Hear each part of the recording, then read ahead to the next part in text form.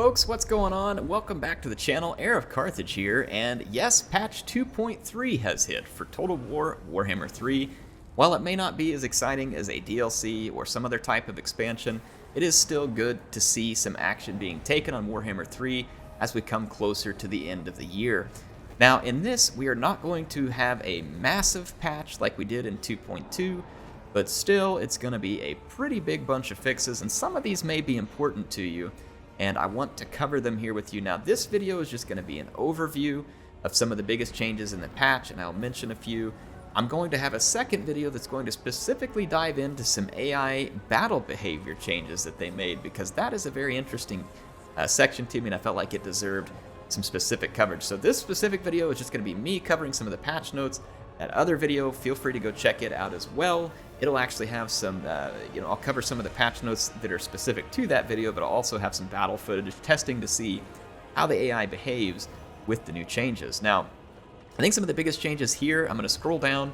Again, just try and give you all the Cliff Notes version, because I hope that makes these videos helpful in the sense that you don't have to go and read the entire release, kind of get a basic understanding of what happened. Now, one of the biggest changes is they added in-game scenarios into your multiplayer campaign. So you can now pick the in-game and customize the in-game in a multiplayer campaign. This should be a nice change for those of you out there playing the multiplayer campaigns. And to be quite honest, multiplayer campaigns are very fun. In Total War Warhammer 3, I would love to play more. I am just strapped for time, which is the main reason why I cannot. They are very fun, and this is going to be a great change for multiplayer in Immortal Empires.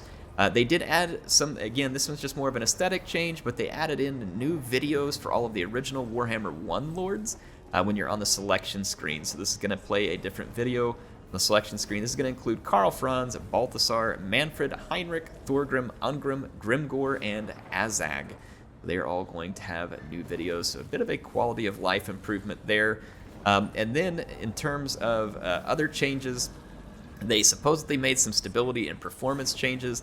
I'm not going to hit each and every one of these because there are a whole lot of them, but essentially they took a whole bunch of landmarks that were present in the Mortal Empires map and Realm of Chaos map, and they have now added them to Immortal Empires.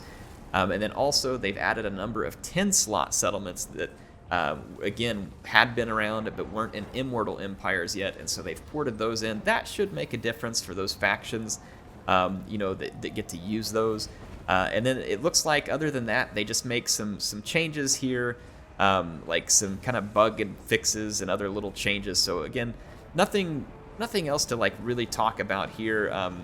Though it says in-game multiplayer objectives in Immortal Empire, capturing the capital of all other players not in your team. This resolves the issue of receiving both the victory and defeat screens simultaneously. So again, just fixes that came through. They made some change here to rules and systems. So just to kind of hit a highlight on these, like whenever you join a war alongside an in-game faction, it now properly makes it to where that makes them happy. There were some issues with the Sword of Cain stuff not showing up right on those dilemmas. They fixed that. Vassal factions are now going to join Masters' wars again, so apparently that was a bug that got created that they were fixing out of there. And it says dilemmas that target a character with loyalty will now show the character's loyalty with the character portrait. So this is apparently a suggestion from a player here, so that's pretty cool to get yourself called out and make a suggestion that gets changed. There was a lot of changes to races and balance.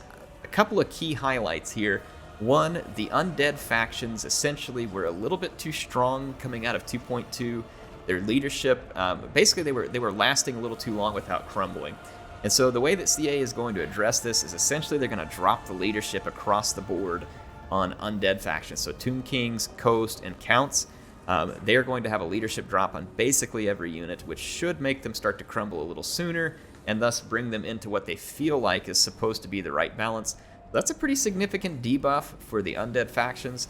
Probably appropriate. These guys were faring extremely well in competitive play, and so that's going to be interesting. Now, Britannia and the Empire actually got some buffs here. Some of their units got cheaper. So, like, for instance, the Grail Relic got significantly cheaper. Men-at-Arms got a little bit cheaper. Spearmen-at-Arms got a little bit cheaper.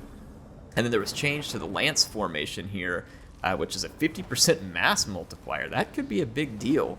And so that's going to be interesting to see how that one comes in. Now, the Empire actually got some fairly significant changes here, so I'm going to scroll down to that.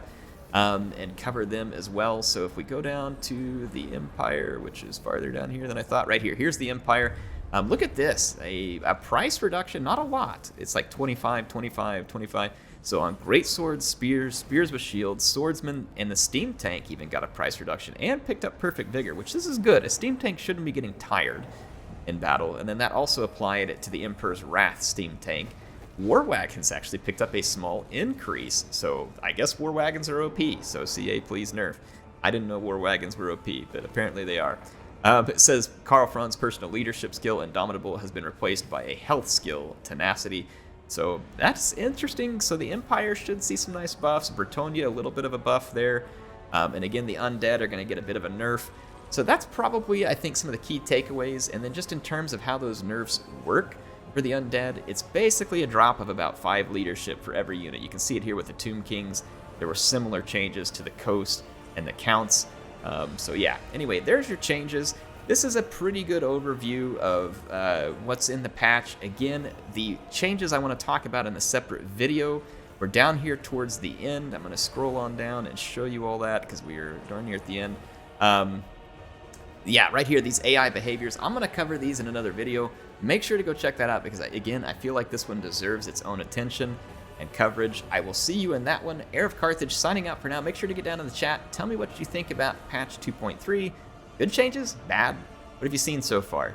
Kind of curious, what kind of things do you want to see CA working on in the future? HeirofCarthage signing out for now.